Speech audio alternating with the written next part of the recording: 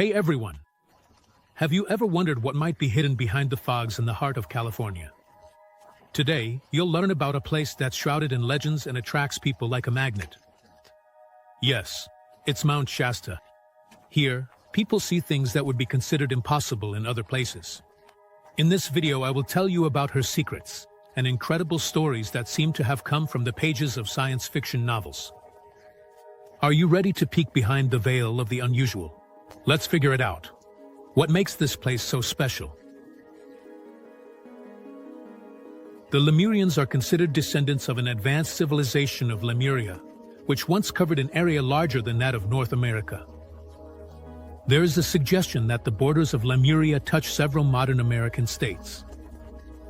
History tells that this civilization was created by a powerful deity, and, according to legends, the Lemurians flourished about 50,000 years ago. They are credited with unique abilities, such as the power to manipulate energies from other dimensions using their thoughts. They were famous for their wisdom and kindness, guarding the land. The Lemurian culture significantly improved the state of their continent, raising the planet's vibrations to their highest point. However, in the end, they faced destruction. About 12,000 years ago, a devastating catastrophe struck Lemuria. It submerged completely in one night in the depths of the Pacific Ocean. Using the energy of crystals and their own abilities, the Lemurians founded a city inside Mount Shasta. Here, they kept the most valuable relics of their civilization, including ancient knowledge gathered over many centuries. This city is known as Telos, which means connection to the world, spirit, self-discovery, and unity with cosmic energy. However, only a portion of the Lemurians survived the catastrophe. According to esoteric sources, about 25,000 representatives of this ancient race remain in Telos. Their descendants continue to live there, hidden from the outside world. The entrance to the city is closed, as it is located in an alternate dimension. Those who have had the chance to see the Lemurians describe them as tall, over 6.5 feet, and graceful beings with long hair. They have perfect faces and expressive eyes. They all wear white clothing. With perfect faces and expressive eyes. They all wear white clothing. On top of that, they possess supernatural abilities. They can communicate telepathically, become invisible, and instantly move to different places on the planet. One of the unique traits of the Lemurians is their ability to control all technologies purely through the power of thoughts.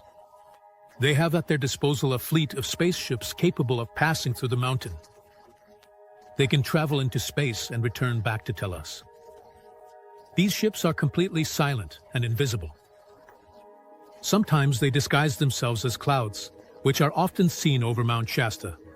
The mysterious glow noticed by some observers is explained by esotericists as the ethereal light of the city itself.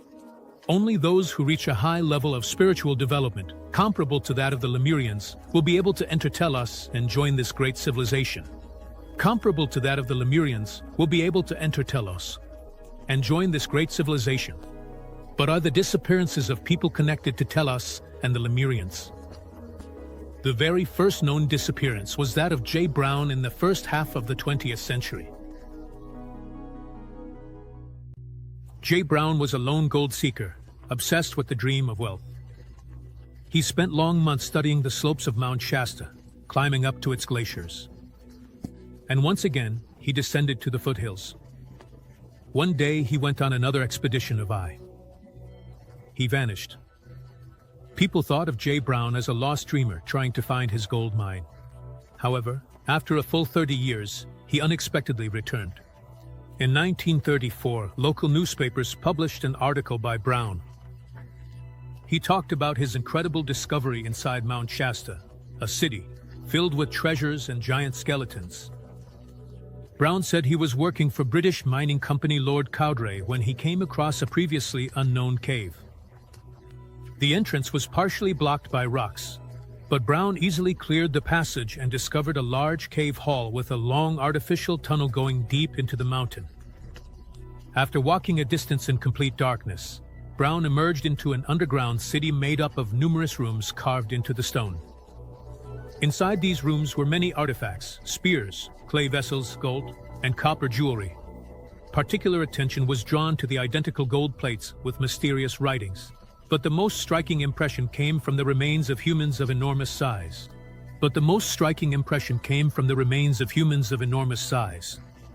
Skeletons and 2 large mummies were found, from 6.5 to 10 feet, or about 2 to 3 meters. And also 2 mummies, a man and a woman, of equally impressive size. Brown dubbed them the king and queen and suggested that he had found the last refuge of the Lemurians.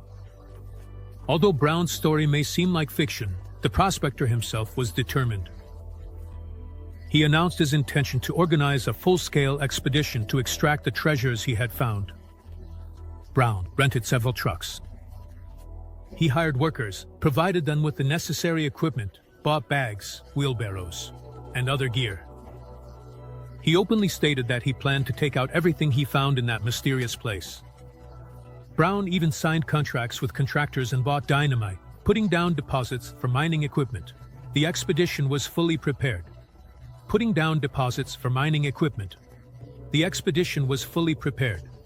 And Brown personally oversaw each participant, promising that they would all become the richest people in the world. However, Brown never showed up at the appointed time.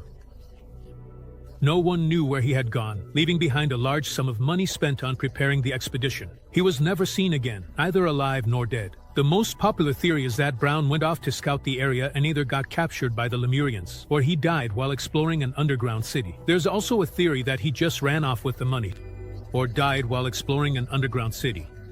The version is that he simply ran away with the money. This theory turned out to be unlikely because Brown never asked for money for the expedition. And he didn't collect donations. Since then, several dozen people have gone missing around Mount Shasta. In 1986, 35-year-old Philippe Fern-Deschase was arrested by the police for unspecified reasons. After that, he was placed in a local psychiatric facility. After a while, he was released, and soon he headed to the Mount Shasta area, where locals reported seeing him. A few days later, when Deschase stopped getting in touch, the search for him began. However, the police and volunteers only found his wallet lying on one of the slopes of Shasta. To this day, Deschase's remains have still not been found. Marie-Louise Andrus, after a family dispute, headed to Mount Shasta. Her car was found in the forest. In 1987, 37-year-old Marie-Louise Andrus, from the town of Davis, had a falling out with her family and headed towards Mount Shasta. On September 5th of that same year, a fisheries service employee found her car in the Klamath National Forest, not far from Mount Shasta. An active search for Andrus began, but despite the participation of numerous volunteers, she was never found, neither alive nor dead. Since then, she has been listed as missing under strange circumstances, and her case remains open and unsolved. May 25th, 1999. In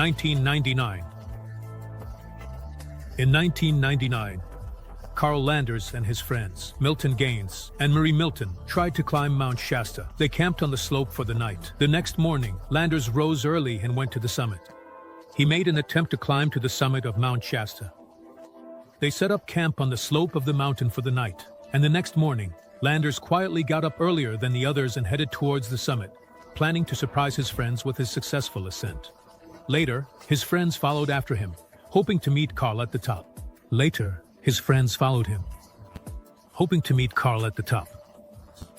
But neither he nor any signs of his presence could be found. Even though Landers was an experienced climber and in great physical shape, the extended search yielded no results. On October 1st, 2010, a 3-year-old boy went missing in the woods near Mount Shasta, and his name was not disclosed.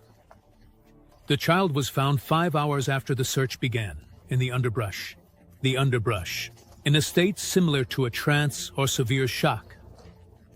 When he came to, the little boy said he met a woman in the woods.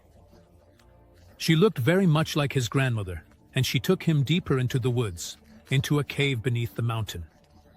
There, they ended up in a cold room filled with robot-like people who were sitting or standing still in various poses. Everywhere, There were scattered objects that looked like weapons, covered in a layer of dust, and in the darkness, huge spiders were crawling around. Then the boy noticed that his grandmother's head started to glow, and he realized that she was also a robot. The woman told the boy that he was from outer space and had been planted in his mother's womb. After that, she led the little boy out of the cave, and she asked him to stay in the underbrush, waiting for someone to find him. In May 2020, Devante Morgan, who was 28 at the time, checked into a hotel, Cold Creek Inn, with his girlfriend in the town of Mount Shasta, located at the foot of Mount Shasta. On May 7th, the girl reported that her boyfriend was missing. The evening before the disappearance, they had a fight, but, according to the girl, not seriously enough to break up. On the morning of May 5th, several people saw Morgan leave the hotel and go for a walk. According to his girlfriend, she came out shortly after him and even saw him near the hotel, but after that no one saw Devante again. Surveillance footage captured Morgan slowly walking down the street next to the hotel on the morning of May 5th, but then it was like he just vanished. Search efforts began with the involvement of dogs from the local search and rescue teams. And the search dogs yielded no results, despite a thorough examination of the town and the surrounding forest. Mount Shasta is surrounded by an aura of mystery and is considered a special place. Locals claim that this is more than just an ordinary mountain.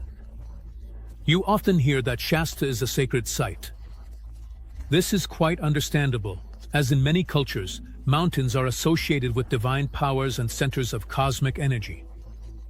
Esotericists believe that Mount Shasta is a center of galactic energy concentration that spreads throughout the world. Some believe that angels and the souls of great teachers from the past gather at the summit of Shasta. The mystery of the mountain is enhanced by the unusual clouds that form around it. They take on spherical shapes, resembling bulging flying saucers. That's probably why UFOs are often linked to Shasta.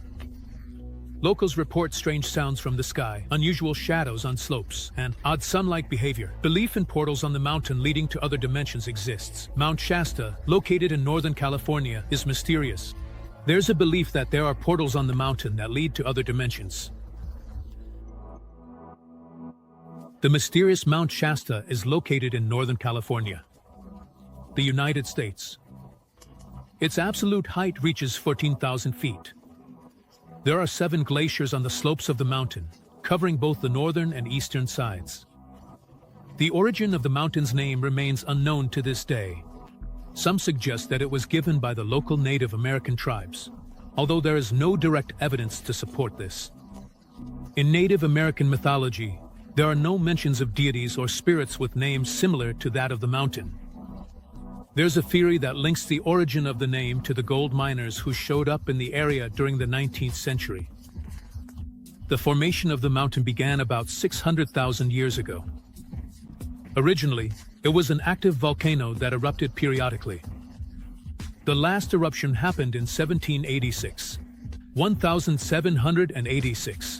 As a result, a valley was formed by the river of the same name. The slopes of the mountain are clearly divided into tundra and forest zones. The summit is constantly covered in snow, giving it a majestic appearance that attracts tourists from all over the world. To enjoy the local nature, you should visit the mountain forest zone, where coniferous and deciduous trees grow. The study of Mount Shasta is closely intertwined with the history of the exploration of the Cascade Mountains.